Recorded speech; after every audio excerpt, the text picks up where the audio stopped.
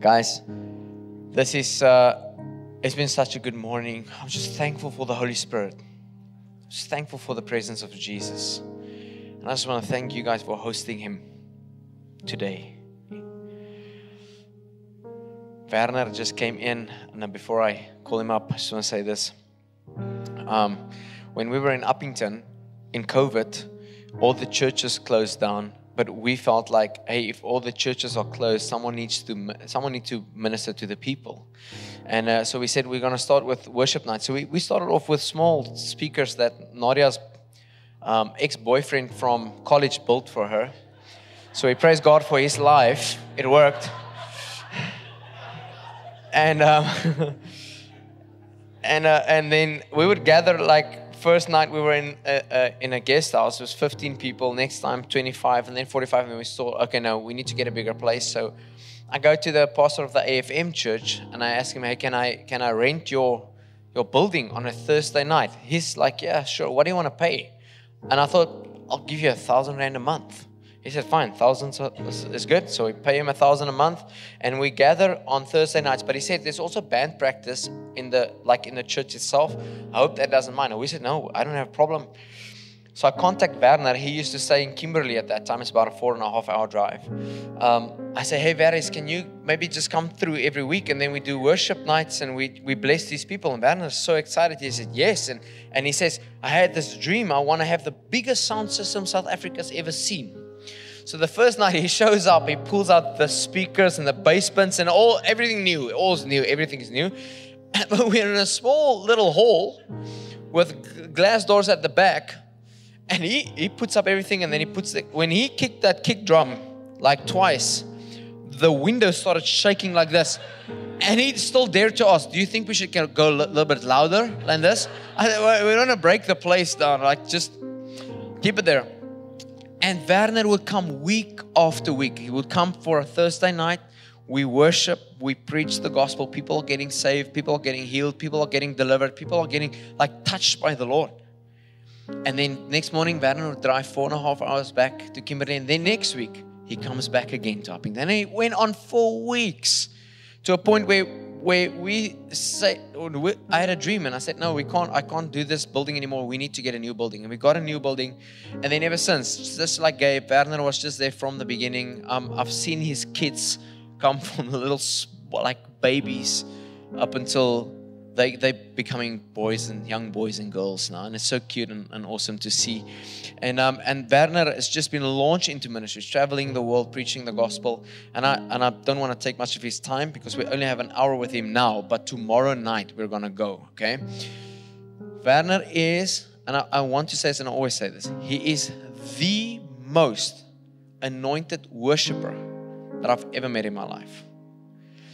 Because Werner plays the guitar, then he has the kick drum here, and then he plugs in his phone on a pad, and he can just get lost in the presence of Jesus. I've never met anyone that strums a guitar, kicks the drum twice, and everybody's getting touched in the room, except with Werner. But then apart from being an incredible worshiper, he's the most anointed revivalist that I've ever met.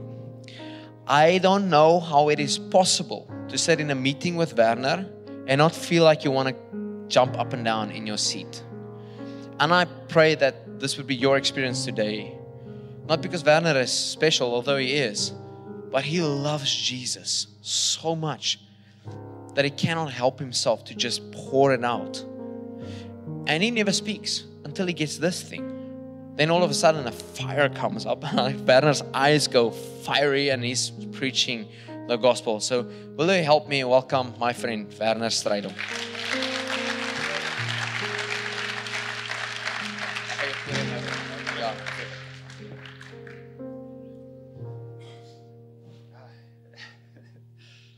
Hallelujah. Are you okay? Oh, thank you, Jesus. Let me just get myself together here for 1 second. Oh, Father, we thank you for your presence.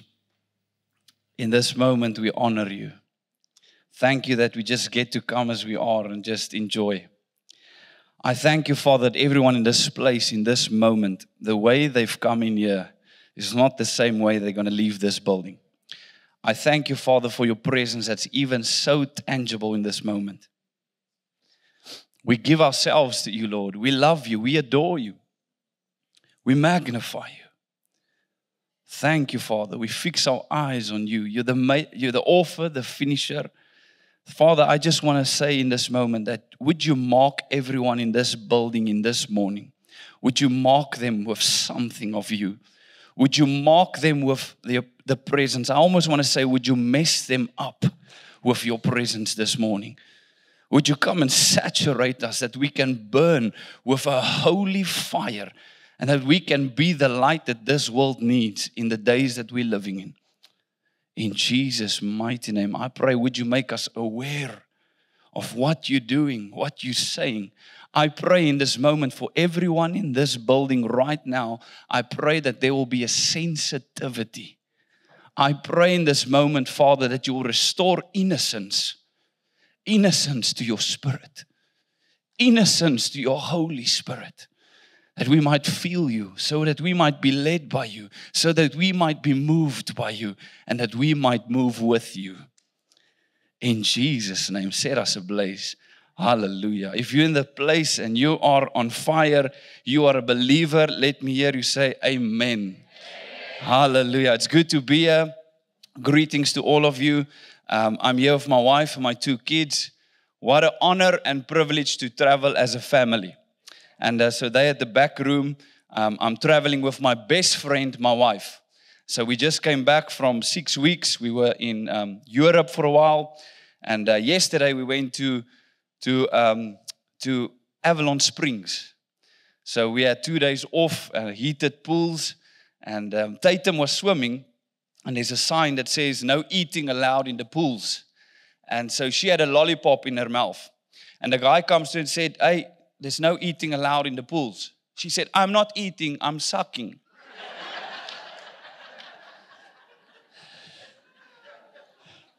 The same girl, the other day when they were fighting in the car, Chantal looks back and says, just stop it for a moment, just relax. And Tatum said, listen, I'm not doing that fruit of the Spirit stuff now.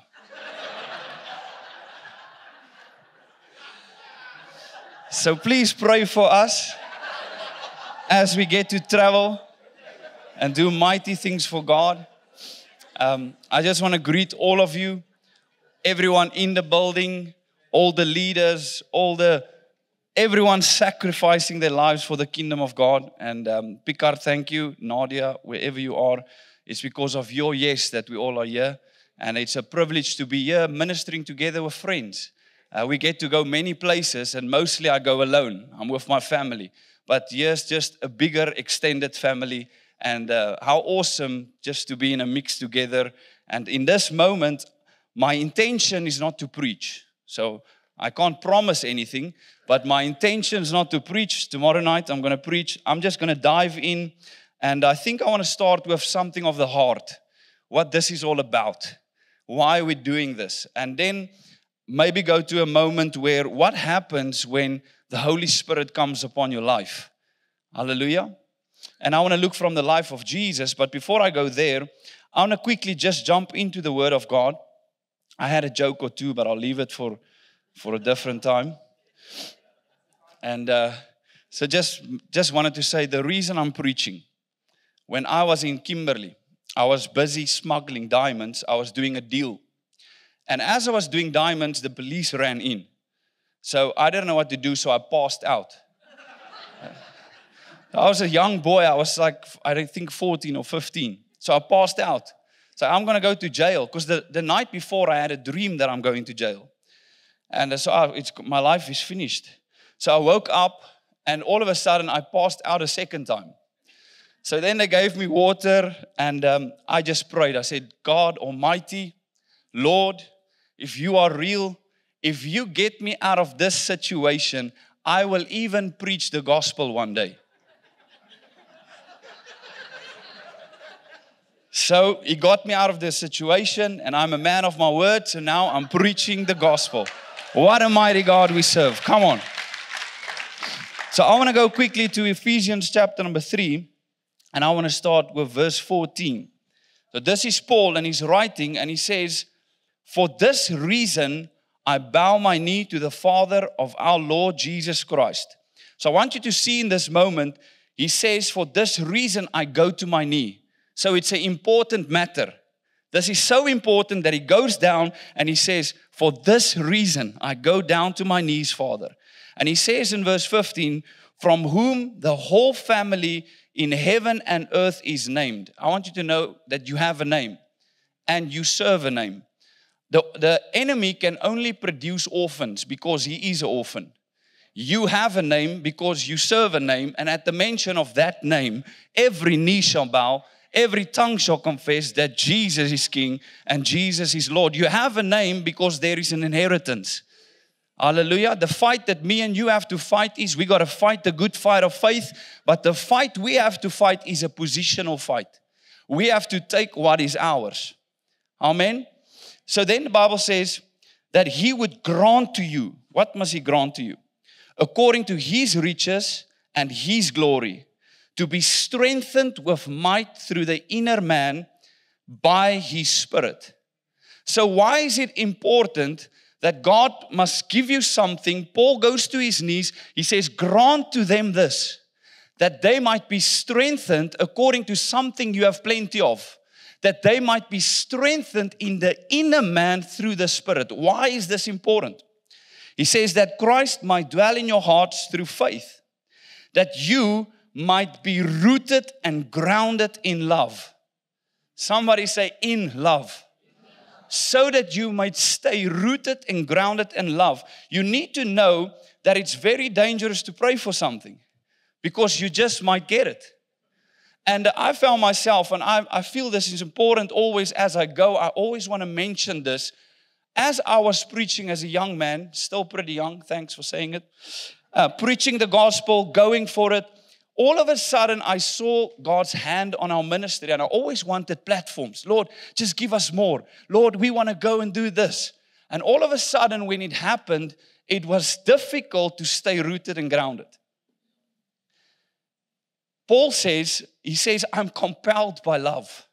The word compelled means a driving source from within. The very reason that we do what we do, there must be a driving source coming from within, that we've received something, we carry something, and this is the driving source. It's the love of Jesus. This is why we do ministry. And I found myself in a place where I prayed for someone. And as I'm praying, laying my hand on this person, I hear this question. Werner, what do you love more? Preaching or my presence?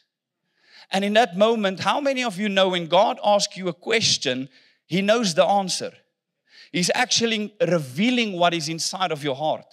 What do you love more, preaching or my presence? And I realized for a moment I became professional. I realized for a moment I fell in love more with the mission, with the assignment than the one who gave it to me. And in that moment, I had to find myself again. So I canceled meetings. And what happened, I went to my house, and my prayer room is outside of my house. So I woke up early morning, got myself a coffee, and I walked out of the room, outside of the house, went to my prayer room, started to pray, and I just fell asleep.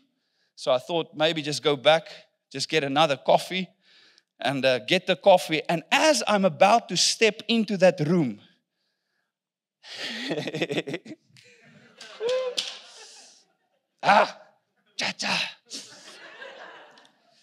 I was not waiting for God. He was waiting for me. And as I stepped into that room of that coffee, I just fell over. And all of a sudden, I started to cry. And I had this toilet roll, and I just made my own altar. I was just crying and crying and crying and crying. And eventually, I want you to know, when God touches you, there's something that restores. When God encounters you, there's something that comes first. The first thing that comes back into your heart is compassion.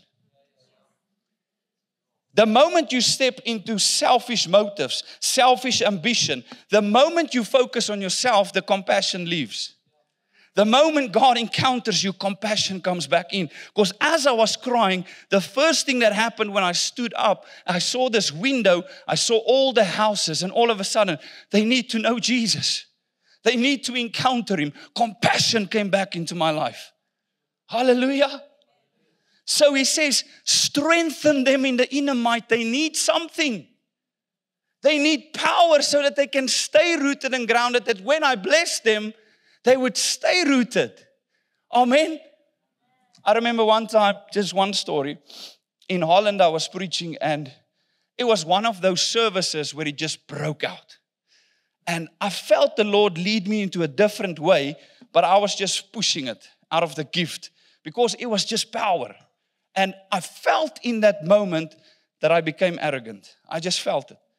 I knew in my heart, Holy Spirit's going that way, I'm going this way. So I went back home. I just started to cry. I said, Lord, forgive me. I think I just stepped into pride. I stepped into arrogance. And the next morning, I'm staying in Ommen in Holland. And I get my earphones and I'm walking in the road. And I'm just praying. I say, Lord, please forgive me. I'm sorry, Holy Spirit. Please forgive me. And as I'm praying, the Lord shows me a picture of when I was younger. So when I was younger, I would go to pubs and I would arm wrestle. So I was bigger than now.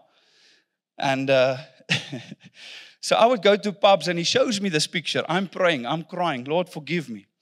And one day as I'm doing arm wrestling, this skinny man walks into the place. Let's say place. And he walks in there, he says, let's arm wrestle. I said, my friend, I'm going to break your arm. Just leave it for now. And eventually he said, no, let's arm wrestle. I said, okay, let's do it. So in one moment, as I'm about to push, choop, the guy just broke me right there. And in that moment, in this vision that I'm seeing, I hear the Lord speak to me and say, Werner, don't be like someone that's so big and speak how big you are, but when it comes to the push, there's no power. He says, rather be that skinny man that doesn't talk a lot, but when it's time to speak, there's power. Hallelujah. We need to stay rooted and grounded in love. It must be the motivation of the heart. The internal motivation must be the overflow of His love. He fills us with love, compassion comes, and we overflow. That's why we do ministry. This is why we pray for the sick. Amen. He says that Christ might dwell in your heart through faith, that you might be rooted and grounded in love, so that you might be able to comprehend with all the saints the width, the length, the depth, and the height, to know the love of Christ which passes knowledge, that you might be filled with the fullness of God. Then he says something here. He says, now to Him who is able to give you accordingly, exceedingly abundantly, far beyond you can think, dream, or imagine. Now we always say we want to see far above. We always say we're going to see far above. We're going to see exceedingly. We're going to see abundantly. You're not going to see that if you're not staying rooted and grounded. Paul says, grant this to them. Give them that strength in their inner man that when the blessing comes, they might stay rooted and grounded and not step out of their grace. That this driving stores might stay the love of Jesus. And many of us are praying for the bigger things, but we are not doing it from a place of love. And when you stay rooted and grounded in love, that's when you're going to get the next level. Are you with me? So I want to show you something. Before I get this, let me just add to that. In 1 Corinthians chapter number 15, verse 10. This is Paul, and this is the Passion Translation. So forgive me those who don't like the Passion Translation. But he says this, Paul says this. He says, God's amazing grace has made me who I am. I love this part. Because the Bible says, blessed are those that know how dependent they are on Him. He says it's God's amazing grace. Every single person on this platform, which is not a platform, it's an altar. There was blood that was shed on this altar.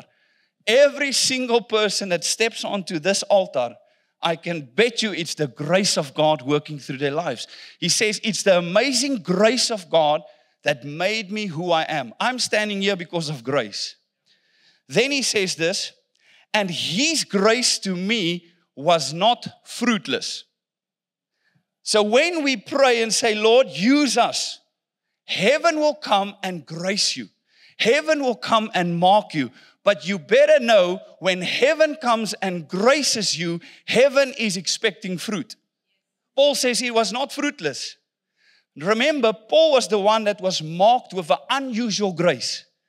With unusual grace comes unusual obedience. Amen? He says, and in fact, I worked harder than all of the rest. I hear many times people say, yeah, but that minister is flying too much. Or that one is doing this too much. You have to stay in your own lane.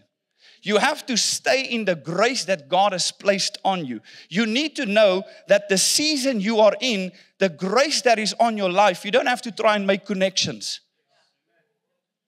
The grace that God marks you with in that season, it will attract everything you need for that moment, for that season to get the job done. Anything outside of that grace, if you make connections, if you're taking invitations and you're not in that grace, it's going to burn you out. Now watch what he says here. He says, yet not in my own strength. If you do ministry in your own strength, trust me, it's not a nice place to be. You got to stay in your grace. He says, not in my own strength. Then he says, for his empowering grace. Oh, I like that. His empowering grace has been poured out upon me. I know everywhere I go, if I stay in the grace of God, whatever I need to do in that moment to get the job done, it's going to come from heaven. But when I step out of that grace, then I have to work in my own strength. Amen. So I want to show you a quick pattern that I saw in the book of Mark. Are you guys still okay? It doesn't feel like I'm in South Africa. Normally in South Africa, I hear, amen, preach it, hallelujah, come on, you can do it. I'm back home in South Africa. Are you with me? Are you okay? Come on.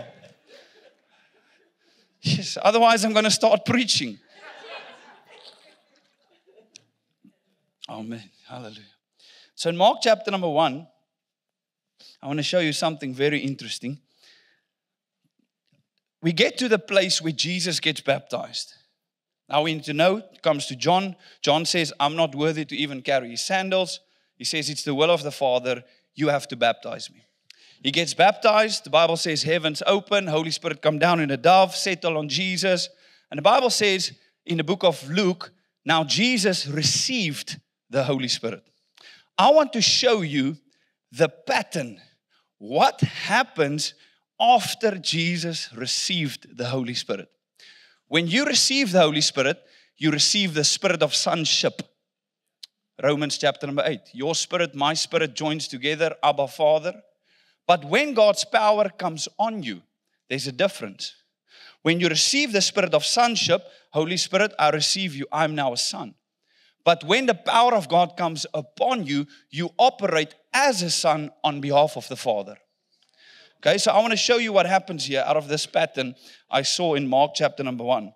So this is in verse number 9.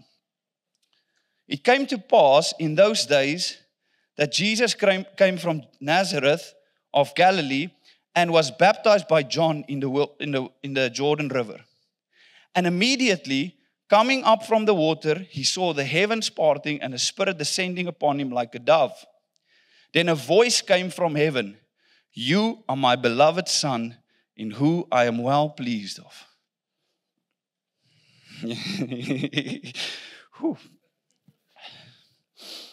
Thank you, Jesus. So watch what happens. He receives the Holy Spirit, verse number 12.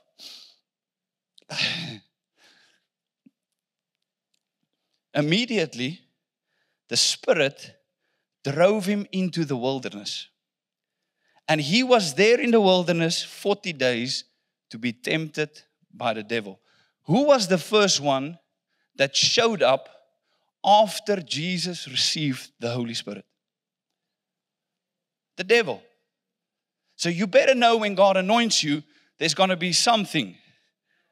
You better know that when God marks you, there's going to be some sort of a resistance trying to get you out of the game, to stop you from walking in what God has for you. Now watch this pattern. What happens next? Verse number 14. Now after John was put in prison, Jesus came to Galilee preaching the gospel of the kingdom of God. What was he preaching? The gospel of the kingdom of God. He was not preaching the five end time eschatologies. He was preaching the kingdom. He was saying, the time is fulfilled. The kingdom of heaven is at hand. Repent and believe. The kingdom of heaven is at hand. The kingdom of heaven is within your reach. It's not one day when you die, it's here now. He was preaching the kingdom. He was making the main thing the main thing. I don't say don't teach on minor things. What I'm saying is major on major things and minor on minor things. We got to focus on the gospel. We got to preach the gospel, the death, the resurrection, and the forgiveness of sins. Come on, somebody. Come on, we're going to get louder in this place now. So what happens after he preached the gospel? He just received the Holy Spirit. The enemy showed up. He started to preach the gospel. The Bible says 4 fishermen. They were standing there. He walks past them. He says, follow me. I will make you fisher of men. So the moment God marks you of His presence, His anointing comes upon you, you receive the Holy Spirit, He gives you influence. I mean, they're busy catching fish. So whoever was being back at home was saying, you're not coming back if there's no fish. I don't know how it works where you come from, but where I'm from, you're not coming back if there's no fish. So you got to work till food comes. All of a sudden, Jesus walks past, says, follow me. They leave everything and follow Him. Imagine what they must have seen in Jesus to even think that this guy that says, follow me, what was on him to even think, okay, I'm leaving everything and we're following you. Hey, God will give you influence. What happens after that? Verse number 21. Then they went into Capernaum, and immediately on the Sabbath, He entered the synagogue and taught. And they were astonished at His teachings, for He taught as someone having authority and not as the scribes. So in that moment, when He received the Holy Spirit, started to preach, they said, this is different. Something is different on His voice. There's something that we can feel. There's something that we can sense. There's something of authority that He carries. They started to realize that. Now watch what happens. Now there was a man in the synagogue with an unclean spirit. And he cried out, saying, let us alone. What have we to do with you, Jesus of Nazareth? Did you come to destroy us? I know who you are, the Holy One of God. Those demons were so clever, they realized He was Jesus the Messiah, and the people listening didn't even know He was Jesus the Messiah. But I want you to notice, He was not speaking to the demon, He was preaching with authority. I want you to notice when He was preaching the kingdom of God, and the demons responded by themselves. Hey, let us alone. They recognized who He was. Watch how Jesus responded. Are you still with me? Is this okay? But Jesus rebuked him, saying, be quiet. Play still. Be quiet and come out.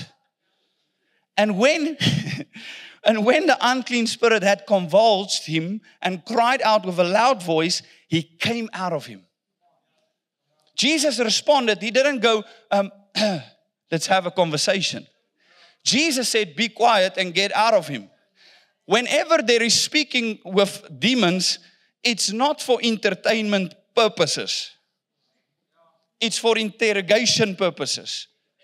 Why would we give someone an airtime that is no airtime due?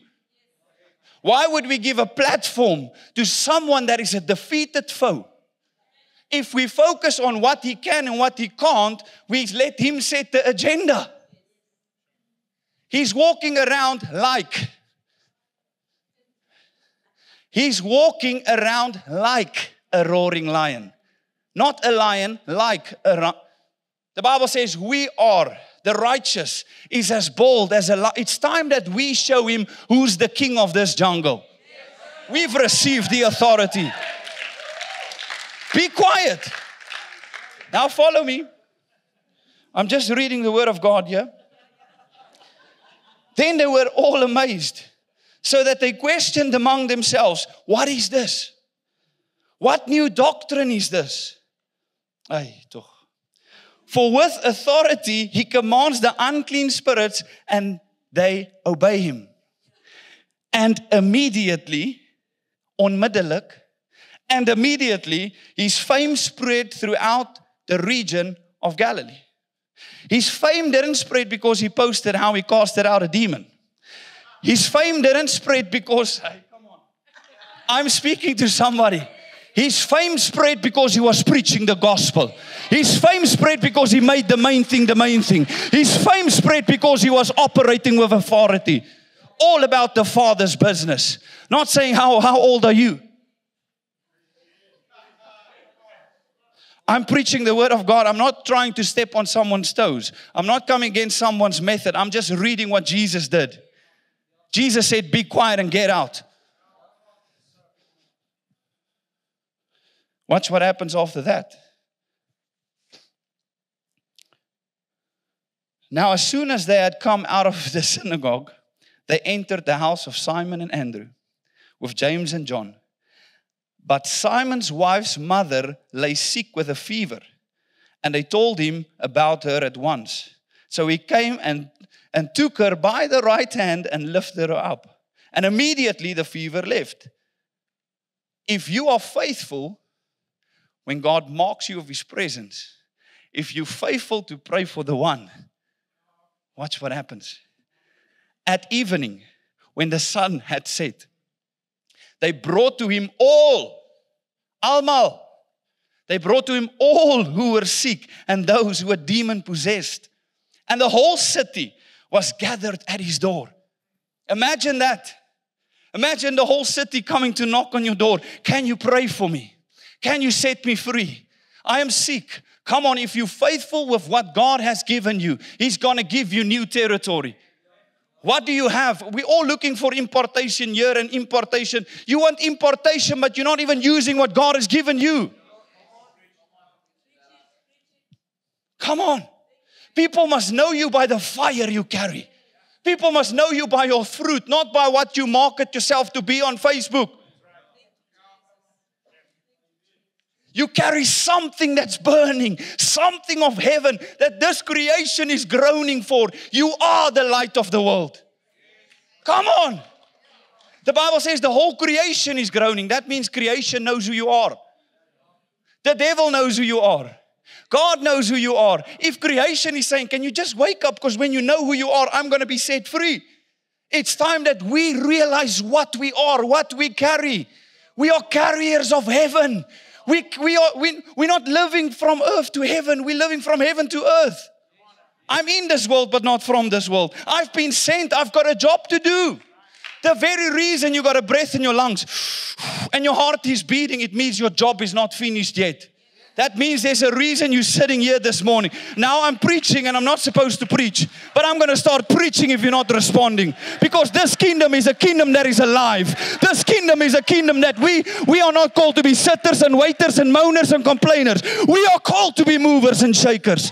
In this season, we're going to shake things up. We're going to shake things up. The enemy is a liar. He's a defeated foe. We carry the presence of the living God. We are victorious. We triumph over our victories in the mighty name of Jesus. Hallelujah. Hallelujah. My intention is not to preach this morning.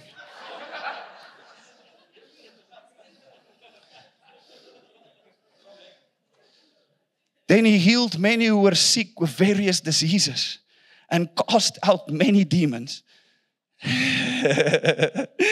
And he did not allow the demon. Oh, this is the word of God. And he did not allow the demons to speak because they knew him. Oh. Why did you keep quiet?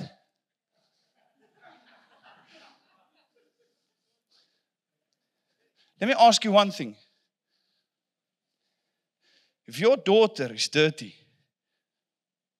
and you had to wash her because she's dirty, would you place her on a platform and wash her for everyone to see? Or would you wash her and when she's clean, you bring her on a platform and say, look what the Lord has done.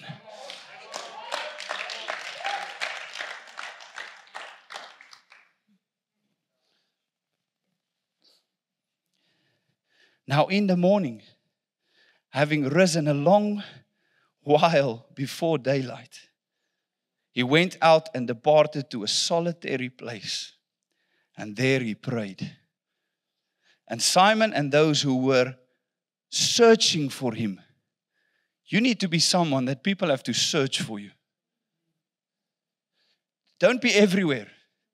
They must, where's this person? You must be so in your secret place that they must be looking for you. You must spend so much time that they must be looking for you. But when they find you, they find freedom. When they find you, they find fire. When they find you, they find the Holy Ghost fire. Come on, you need to know when the fire of God comes upon your life, something shifts, something happens. When the fire of God comes on your life, you become dangerous. Jy in Duits, in Hollands, jy bent gevaarlik. You become dangerous. Now I have to say this again. Back in the days, I was always praying, Lord, use me. I want to be dangerous. I want to be dangerous. And the Lord said to me, Werner, you're not dangerous when you release my power through a gift. He said, you are dangerous when you're madly in love with me.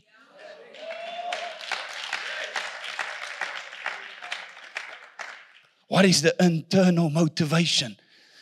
Peter and John, when they were arrested, they said, how can this man stand here in Acts chapter number 4? He says, let it be known that by that name, the one you crucified, and Jesus raised from the, and God raised from the dead, by that name, this man stands here. This is our motivation. This is why we do what we do. Amen? Come on. Come on, somebody. You become dangerous. What happens when the anointing, when the Holy Spirit comes upon you and marks you with fire? Zangomas, witch doctors, demons, they become unsafe in your presence. What happens when the fire comes upon you? There's a restlessness that comes upon you.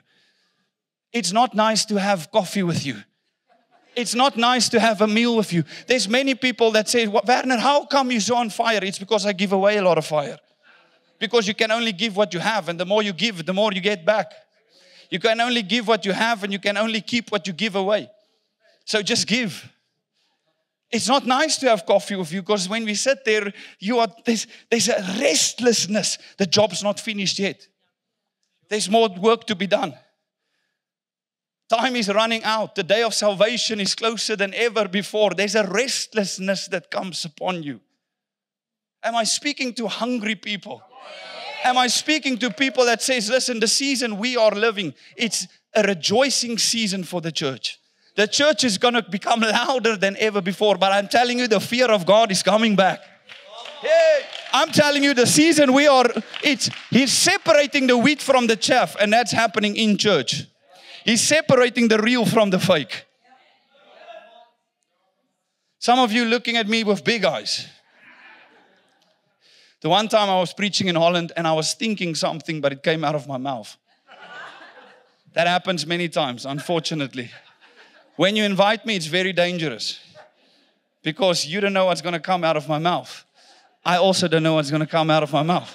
But I was speaking to those Dutch people and they're all looking at me like some of you are looking at me. I said, imagine how easy it must be for you to look at me. I mean, look how friendly I am. My wife always says, smile at the people.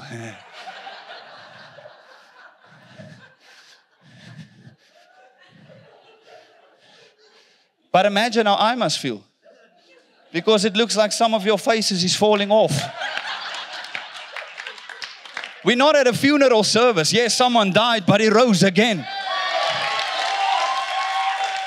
The kingdom of God is righteousness, peace, and joy in the Holy Spirit, in the kingdom of God. Someone just got to tell your face, I'm free. And who the Son sets free is not half free. Who the Son sets free is not just making it free. Who the Son sets free is not depressed free. He's free indeed. Hallelujah. There's life in the kingdom of God. It's not about a one-man show. It's about the saints becoming the show. And showing off with signs, wonders, miracles. This generation, let me tell this to you as I come to a landing. Soos ek na 'n landing toe kom.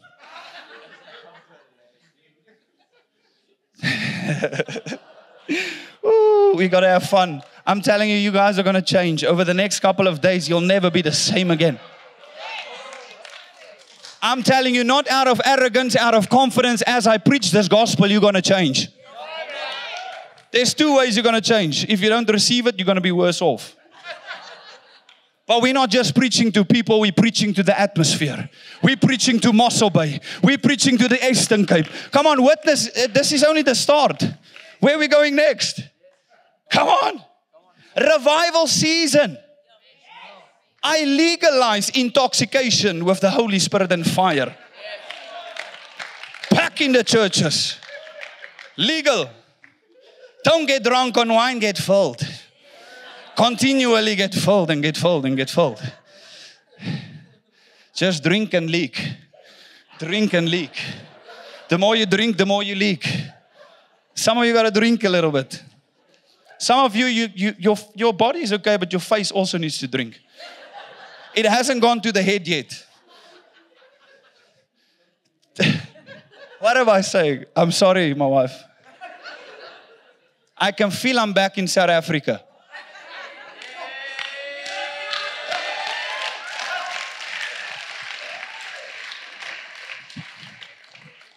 There's one laughing, thank God. I'll pay you afterwards. Now watch this. Let me just say this.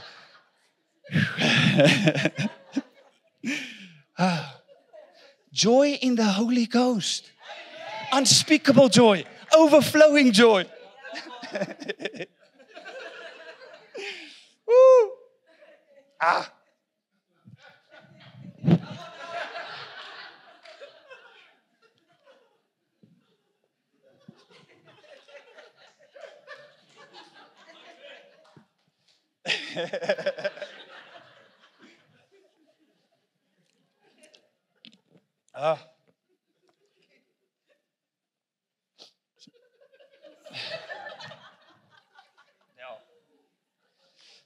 Oh, great message.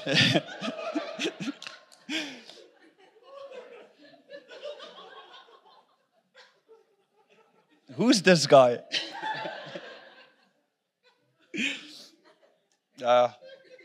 Anyways. So, can I tell you a story?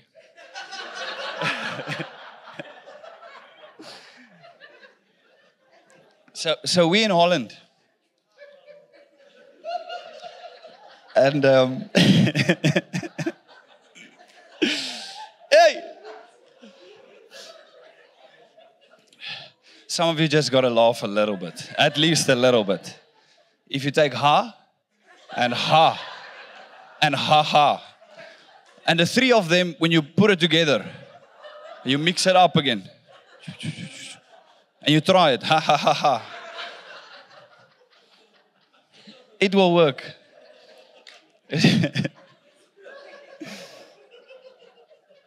So, what I was about to say is we had a service in Holland. And my wife was sitting with the kids in the front row. And so now I'm preaching and this demon shouts out. I'm still busy with my message. So I told my wife, just go deal with it. So now my kids are there. So she's walking and she shows to me, I must just look after the kids. So what she's expecting from me is to babysit while I'm preaching. You're asking a male to multitask. Look after the kids. I don't care if you're preaching, just watch them. So eventually I make an altar call. Okay, we're busy, altar call, nice. The band is behind me. And I hear for one moment, something's happening on the drum section there. So this is not normal. So I look where my kids were sitting. Oh. I look back. Mikhail laid hands on the drummer. The drummer fell out. And he's playing drums. And then I hear someone singing. And playing keyboard. It's like, that's a new melody. So I look back, there's Statham. She laid hands on the lady. She's laughing in the spirit. And my kid is playing. And then she was 5, now she's 6. So I'm like, oh wow, this is quite intense. So we had a great service afterwards. So the next day, we're sitting at lunch, and my son is angry. He looks at me like this. So the whole time as he plays louder, I just a little bit softer. So then I pray and he becomes excited again. Hey, just bring it down. So now he's sitting at lunch, he's looking at me. I say, what's happening? He says, no, I'm angry at you. Yeah. Why? Every time I wanted to play, you just said softer, softer. What my son was saying to me, Werner, you became a little religious on me. Because the moment I want to express myself, the moment I want to release the sound God placed inside of me, the moment I'm expressing my God-given talent, you saying, keep quiet. No, relax. We're not relaxing. We're not keeping quiet. There's something of God's glory that you as a believer carry that this world is longing for, and it's time for you to step out of the boat and walk on the water. Yes, He is standing on the chairs.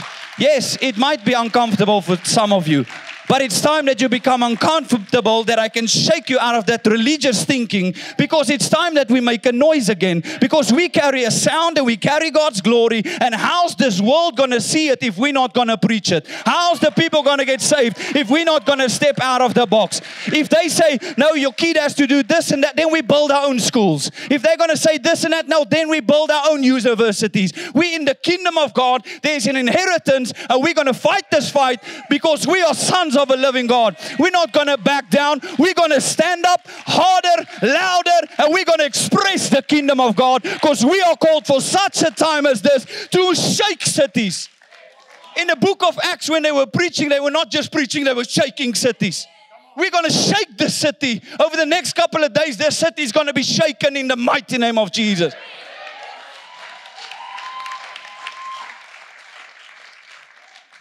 It's now when I have to smile at the people. But you need to know that God's raising up a generation. When Jesus went into that temple, He flipped the tables.